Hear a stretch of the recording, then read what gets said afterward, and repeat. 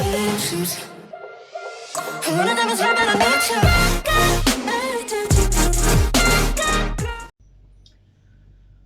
Bismillahirrahmanirrahim. Assalamualaikum warahmatullahi wabarakatuh. Kepada semua mahasiswa, mahasiswi dimanapun berada, ya kita sekarang dalam kondisi yang terbatas ya, karena ada satu situasi yang sudah kita tahu bersama. Maka pada hari ini dan kemungkinan ada kurang lebih dua sesi, kita akan mengadakan sesi tatap muka sifatnya on distance ya. Jadi ini posisinya ada di dalam kamar saya. Dan sebelumnya juga saya ucapkan terima kasih kepada Renaldo dan Guntur karena atas bantuan dan upaya mereka berdua, akhirnya perkuliahan kita ini masih tetap berjalan sebagaimana mestinya ya, sesuai dengan apa yang sudah diwajibkan oleh kampus ya sebenarnya. Nah, tema kita pada sesi ini adalah terkait dinamika hubungan antara Rusia dan Cina, plus kemudian nanti juga saya akan membawakan tentang faktor Jepang di dalam kawasan Asia Timur ya. Kemarin kita sudah secara panjang lebar berbicara tentang Rusia dan Eropa, khususnya dengan NATO dalam konteks isu keamanan di kawasan Eropa. Sekarang saya akan membawakan masih ada Rusia di sana, tapi kita akan lebih banyak juga mengulas tentang Cina sebagai bagian yang sangat penting di dalam konstelasi politik internasional saat ini. Kalau kita mengenal Cina ini, maka paling tidak ada 5 hal ya, 5 kebijakan yang terkait dengan kebijakan luar negeri mereka yang bagaimanapun juga menjadi pola ataupun menjadi satu pedoman di dalam kiprah Cina dalam menjalankan kebijakan luar negeri mereka dalam semua tataran. Yang pertama adalah kebijakan satu Cina ya. Ini merupakan satu hal yang mungkin semua juga sudah tahu kebijakan satu Cina itu seperti apa. Nah, yang kedua adalah terkait dengan apa yang disebut sebagai string of pearls ya. Ini terkait dengan bagaimana Cina menerapkan satu pola ataupun satu perimeter terkait dengan pertahanan mereka ya, yang kalau kita lihat sayang di sini belum ada peta ya. Kalau ada peta nanti akan saya tunjukkan bagaimana perimeter pertahanan dan militer Cina yang membentang dari mulai bagian utara mereka, dari mulai Laut Cina Timur ya, di sana ada yang namanya Qingdao, kemudian ke Ningbo sampai ke Hainan, sampai nanti akhirnya nyampe ke Teluk Persia Timur Tengah, dan akhirnya nyampe ke wilayah Eropa dan nanti sampai ke wilayah Laut Utara ya, di mana nanti Cina akan banyak sekali bersentuhan dengan kepentingan geostrategi Rusia, yang mungkin kita akan lebih banyak membahas tentang bagaimana interaksi dua negara ini di belahan Asia Timur di bagian Pasifik ya. Nah, yang ketiga adalah apa yang disebut sebagai Beijing Consensus ya. Ini menjadi bagian dari diplomasi ekonomi Cina ya, atau mungkin bisa kita sebut sebagai realisme Cina ya dalam tanda kutip, karena bagaimana juga Beijing Consensus ini menjadi alternatif baru yang akan menggantikan Washington Consensus ya. Jadi Beijing Consensus ini merupakan satu kebijakan ekonomi Cina, bagaimana mereka melakukan economic engagement, bagaimana mereka melakukan yang namanya manuver secara ekonomi, terutama ke kelompok negara-negara Asia, Afrika, dan Amerika Latin ya.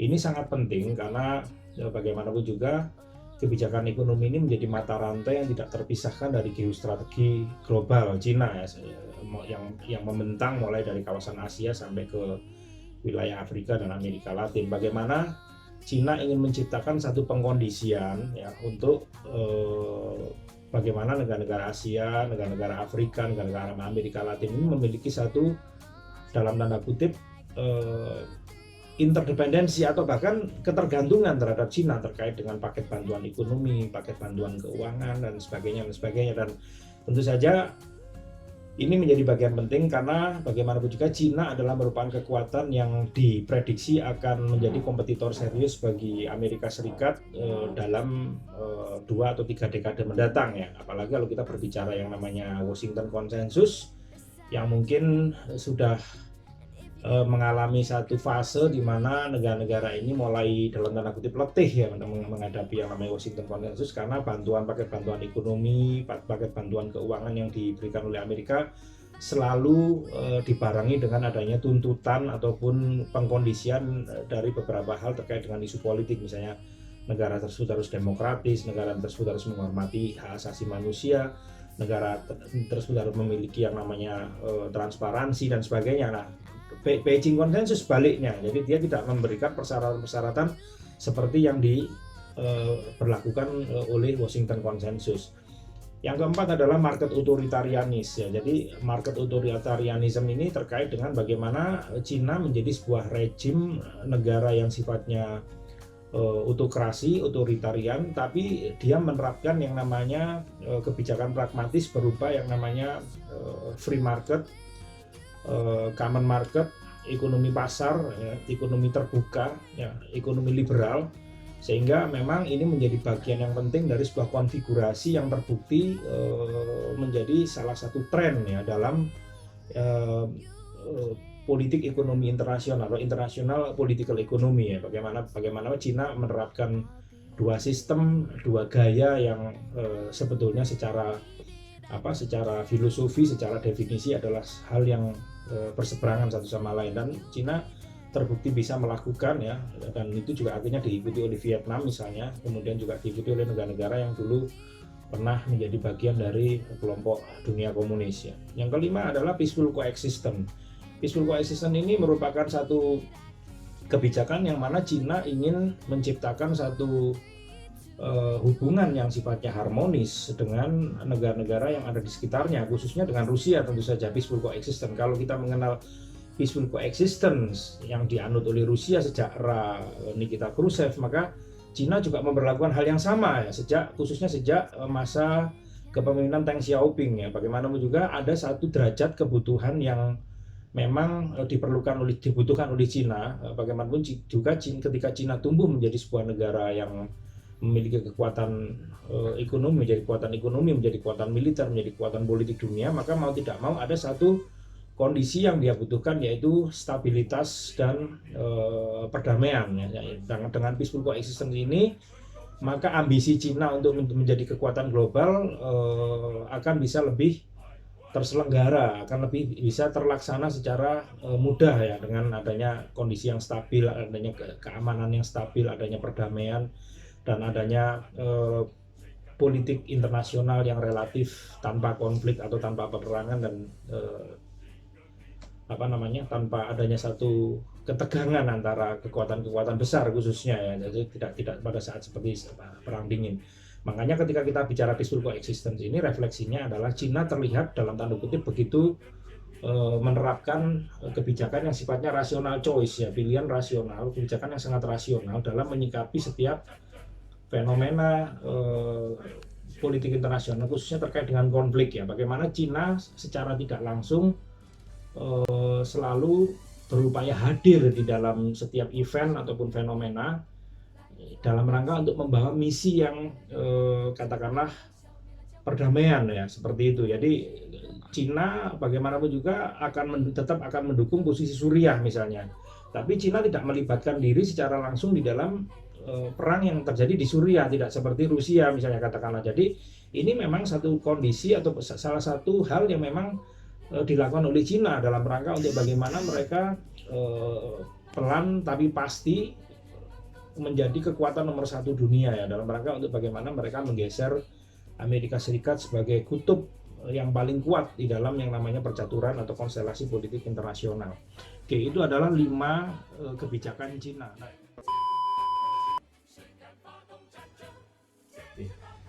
Oke, selanjutnya kalau kita mau berbicara membahas tentang Rusia dan Cina itu, maka paling setidaknya ada beberapa fase yang kita akan bahas ya dalam evolusi hubungan antara kedua negara ini. yang sudah berlangsung kurang lebih sekitar hampir 500 tahun ya. Jadi ketika Cina dulu masih menjadi sebuah kekaisaran, menjadi sebuah negara monarki, demikian juga dengan Rusia ya, sebelum mereka berubah menjadi negara republik ya pada saat revolusi tahun 1917 ya. Jadi pada awalnya memang evolusi itu dimulai pada saat Tsar Peter the Great itu mengirim seorang utusan ya yang namanya Nikolai Muraviev ya. Nikolai Muraviev ini dijadikan utusan kekaisaran Rusia pada saat ketika setelah Rusia dulu mulai mereka mencapai kawasan tepi Pasifik. Jadi dulu sebetulnya Rusia tidak sampai ke sana, tapi kemudian ada satu ekspedisi yang pada saat itu kalau nggak salah namanya Poryakov ya, yang sampai kota Khabarovsk, kemudian sampai wilayah Vladivostok, dan ketika itu Rusia akhirnya mencanangkan diri sebagai negara yang berdaulat atas tepi Pasifik. Jadi akhirnya memang kawasan Rusia ini membentang sangat luas sekali ya, dari mulai Saint Petersburg yang menjadi ibu kota lama Rusia ya, yang didirikan oleh Peter the Great pada sekitar tahun 1721 sampai ke wilayah Pasifik ya. Jadi begitu luasnya. Nah,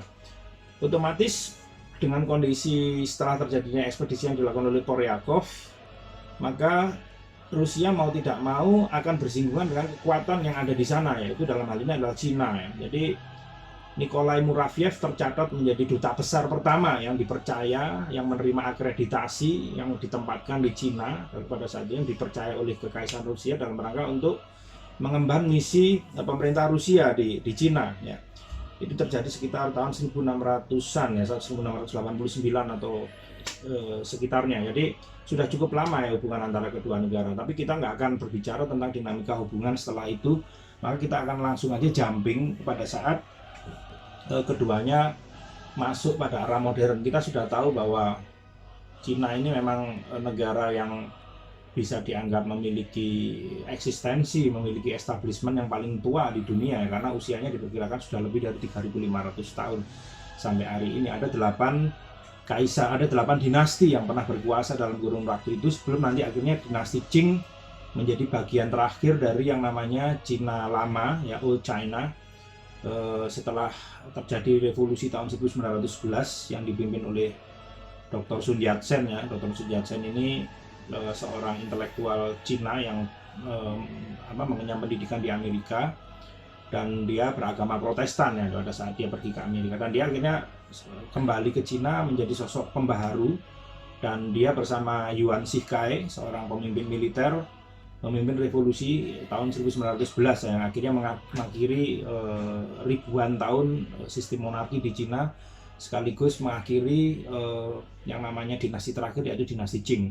Nah, ada beberapa hal yang membentuk Cina modern yang kita kenal sekarang ini. Jadi kalau kita bicara dalam pengertian Cina modern itu sebetulnya terjadi pada saat Cina mulai membuka diri terhadap kekuatan-kekuatan luar, khususnya terhadap kekuatan-kekuatan barat ya. Jadi ada banyak sekali kekuatan-kekuatan barat seperti Inggris, kemudian Jerman, kemudian Perancis, dan juga Amerika yang menjadi bagian penting dari negara yang membuka ketertutupan Cina ya, seperti yang dilakukan oleh Amerika terhadap Jepang pada saat masa gunboat diplomasi ya. Pada saat itu Amerika mengirimkan Commodore Matthew Perry ya, Presiden Millard Fillmore sekitar tahun 1852 sampai 1954, yang akhirnya ini menjadi bagian penting sebagai faktor pendorong yang akan membuka keterbukaan Jepang dan juga Cina tentu saja yang menjadi bagian penting. Meskipun kalau kita bicara dalam terminologi sejarah ya, modernisasi Cina ini sebenarnya termasuk terlambat ya, karena Cina juga baru mengalami masa industrialisasi itu pada sekitar dekade tahun 1930-an. Ini sangat terlambat dibandingkan Jepang yang sudah mulai mengalami industrialisasi itu sejak tahun 1880-an ya, setelah restorasi Meiji tahun 1868. Nah, ada beberapa hal yang perlu kita tahu apa-apa yang membentuk Cina sampai saat ini ya. Pertama ada yang namanya perang opium ya. Perang opium ini adalah perang antara Cina dengan Inggris yang pada akhirnya Cina dikalahkan, dan sebagai bagian dari konsekuensi kekalahan itu, maka Cina harus menandatangani apa yang disebut sebagai Treaty of Seaport, ya, traktat pelabuhan. Cina harus menyerahkan 5 pelabuhannya, kedaulatan atas 5 pelabuhan itu kepada Inggris dan kepada negara-negara Eropa. Itu menjadi bagian yang kedua. Yang menjadi bagian yang ketiga adalah pemberontakan Taiping, ya. Pemberontakan Taiping, Tin Kuo, sekitar tahun 1850-an. Ini juga menjadi bagian penting karena persinggungan antara Cina dan Barat inilah yang justru akhirnya menjadi pintu masuk dari sistem modern yang akhirnya kita kenal pada saat ini, ya. Yang keempat tentu saja adalah reformasi dinasti Qing, yang meskipun terlambat tapi ini menjadi bagian penting karena sejak reformasi itulah Cina akhirnya menetapkan sistem pemerintahan yang terbuka. Yang kelima adalah pemberontakan Boxer, ya, pada sekitar tahun 1899, betul, sampai tahun 1901. Pada saat itu orang-orang yang disebut sebagai Boxer itu sebenarnya adalah orang-orang yang menjadi bagian dari penggiat olahraga Shaolin, ya, kungfu master itu. Jadi mereka melakukan satu aksi, ya, dalam rangka untuk melawan pengaruh Eropa. Jadi seperti halnya pemberontakan Taiping, ya. Yang pemberontakan Taiping ini justru yang menjadi mastermind-nya, yang menjadi bagian dari orang-orang yang ada di belakang pemberontakan adalah Muslim Cina, ya. Jadi ini menjadi bagian yang penting dari bagaimana yang namanya politik identitas, isu terkait identitas di Cina, ya, khususnya pada saat Cina modern sekarang. Nah, Boxer juga demikian, yang mereka lawan adalah orang-orang Barat, termasuk dalam hal ini orang-orang Kristen yang pada saat itu mengkristenisasi masuk ke Cina. Jadi orang-orang Shaolin, para kungfu master ini melakukan aksi kekerasan terhadap yang namanya orang-orang Eropa, termasuk kepada para misionaris, ya. Jadi karena mereka dianggap sebagai bagian yang akan mereduksi ataupun melakukan yang namanya perang budaya kepada Cina, perang identitas kepada Cina, yang mereka lah yang akan menurunkan yang namanya nilai-nilai identitas Cina. Makanya orang-orang penggiat kungfu atau Shaolin ini merasa perlu untuk melakukan satu bentuk perlawanan. Nah, 5 hal ini akan menjadi bagian awal sebelum nanti akhirnya revolusi tahun 1911 menjadi puncak dari bagaimana akhirnya Cina menjadi sebuah negara modern, menjadi sebuah negara terbuka. Cina akhirnya mengubah bentuk republik sebelum nanti akhirnya terjadi perang saudara antara Kuomintang komunis dan Kuomintang, ya, atau nasionalis, yang nanti ini menjadi bagian penting dari dinamika politik domestik Cina sampai akhirnya nanti mereka memiliki musuh bersama, yaitu Jepang, ya. Setelah Jepang berhasil mereka kalahkan, maka dinamika yang berikutnya yang menjadi titik kulminasi dari yang namanya Cina seperti yang kita kenal sekarang, ya, negara yang disebut sebagai Cungku. Cungku itu artinya adalah negara yang ada di bawah surga, ya, negara yang ada di bawah langit, ya. Jadi mereka percaya bahwa Cina ini, ya, ditakdirkan menjadi bagian dari bangsa yang akan memperadabkan yang namanya bangsa-bangsa di dunia. Makanya mereka nama aslinya adalah Cungku. Nah, ketika nanti pada era modern nanti titik kulminasinya itu pada saat era proklamasi berdirinya Republik Rakyat Tiongkok, ya, pada bulan Oktober tahun 1949 oleh Mao Zedong, ya, yang menjadi pemimpin pada saat gerakan revolusi dan perang saudara melawan kelompok nasionalis. Dan di tangannya lah akhirnya Republik Rakyat Tiongkok, Republik Rakyat Cina yang sekarang kita kenal itu berada. Nah, itu sedikit aja saya masuk ke prolog, masuk ke bagian pembuka bagaimana kalian memahami Cina, ya. Demikian juga kalau kalian ingin lebih secara intensif, lebih secara mendalam mengenal Cina, maka kalian paling tidak harus mengenal atau mempelajari 5 buku, ya. Yang pertama, buku itu terkait dengan Confucianism, ya. Confucian, ya. Confucius. Ya. Yang kedua adalah buku Taoism atau Dao, artinya path, ya, jalan. Yang ketiga, buku tentang Fajian. Fajian itu buku terkait dengan yang namanya hukum dan birokrasi. Yang keempat, buku tentang militer dan strategi, yaitu Art of War atau Sun Tzu Biangfa, ya, atau buku yang sangat dikenal oleh para pemikir realis sebagai bagian dari referensi ataupun literatur yang banyak diikuti oleh para pemikir realis, ya, pada saat era modern, yaitu Sun Tzu. Yang kelima tentu saja adalah Romansa Tiga Kerajaan atau Romance of Three Kingdoms. Jadi 5 buku inilah yang akan mendefinisikan Cina sampai saat ini. Jadi buku ini masih memiliki relevansi sampai hari ini, ya, karena di dalam 5 buku itulah kalian akan mempelajari yang namanya filsafat Cina, politik Cina, sejarah Cina, hukum, birokrasi, bahkan sampai yang namanya ilmu diplomasi ya, di situ semuanya ada. Makanya dari 5 buku inilah akhirnya yang namanya Cina yang sekarang disebut sebagai penantang serius dari eksistensi Amerika Serikat itu berasal. Jadi buku-buku itu perlu kalian baca. Oke, jadi kembali lagi itu adalah masa awal ya, dari mulai tadi saya sebut sebagai terpilihnya Nikolai Muraviev sebagai duta besar Rusia pertama. Selanjutnya kita akan masuk kepada 4 fase penting ya hubungan antara kedua negara ini. Yang pertama adalah fase aliansi. Fase aliansi ini terjadi mulai dari tahun 1949 seperti yang sudah saya sampaikan tadi. 1949 adalah momentum berdirinya Republik Rakyat Tiongkok ya. Jadi sebagai sebuah negara yang memiliki sistem komunis ya, dikuasai oleh kelompok partai komunis yang hingga saat ini masih survive ya, mulai tahun 1949 ya, ketika diproklamasikan oleh Mao Zedong ya. Yang kedua adalah masa friksi ya. Jadi Rusia dan Cina ini pernah mengalami masa friksi pada saat Rusia dipimpin oleh Nikita Khrushchev ya, yang menggantikan Rusia cukup lama diperintah oleh Joseph Stalin peninggal Lenin tahun 1923 ya, sampai kemudian Stalin meninggal tahun 1953 dan digantikan sebentar oleh Georgi Malenkov sebelum akhirnya nanti Nikita Khrushchev mengambil posisi menempati posisi sebagai orang nomor 1 di Kremlin ya. Kremlin itu pusat pemerintahnya Rusia. Jadi pada masa pemerintahan Nikita Khrushchev masa friksi ini berlangsung ya.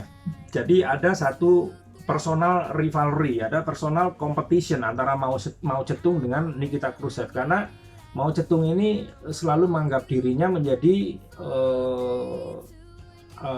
menjadi pemimpin dunia komunis yang paling sah ya setelah sepeninggal Stalin ya, karena bagaimanapun juga memang Mao Zedong adalah seorang negarawan, seorang pemimpin yang senior, dan tentu saja dari sisi senioritas tidak bisa dibandingkan dengan Nikita Khrushchev pada saat itu.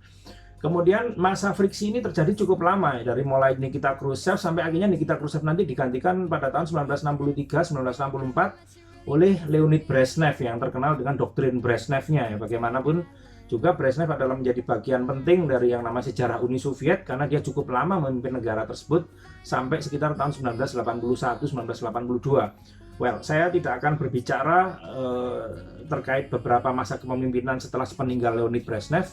Di sana ada Yuri Andropov, di sana ada Konstantin Chernenko. Saya akan masuk ke Mikhail Gorbachev. Ketika Mikhail Gorbachev menjadi pemimpin di Uni Soviet ya, di Moskow tahun 1984, dia terkenal dengan kebijakan glasnost-nya, kemudian kebijakan perestroika dan kebijakan demokratisasi ya. Maka salah satu hal yang juga tidak kalah penting atau justru yang paling penting terkait bagaimana hubungan dengan Cina adalah Gorbachev adalah pemimpin Rusia yang berupaya untuk melakukan yang namanya normalisasi hubungan dengan Cina ya. Setelah kurang lebih selama 20 tahun lebih Cina dan Rusia berada di dalam yang namanya titik konflik ya. Nah, pada saat masa Gorbachev normalisasi dilakukan ya, sampai akhirnya nanti Boris Yeltsin menggantikan Gorbachev pada tahun 1991-1992 ya, menjadi orang nomor 1 di negara yang tidak lagi bernama Uni Soviet tapi bernama Federasi Rusia. Nah, di masa Boris Yeltsin ini periodisasi normalisasi terjadi ya dari tahun 92-93 sampai hari ini, maka ini menjadi fase keempat atau yang kita sebut sebagai fase kemitraan atau the moment of partnership. Jadi ada 4 tadi saya ulangi. Pertama adalah masa aliansi ya, kemudian yang kedua adalah masa friksi ya, ketiga adalah masa normalisasi, yang keempat adalah masa kemitraan ya. Jadi di 4 fase inilah kita akan mengulas dan mengupas substansi ataupun konteks dari yang namanya diskusi kita terkait dengan tema dinamika hubungan antara Cina dan Rusia, khususnya dalam terkait dengan yang namanya kawasan Asia Timur.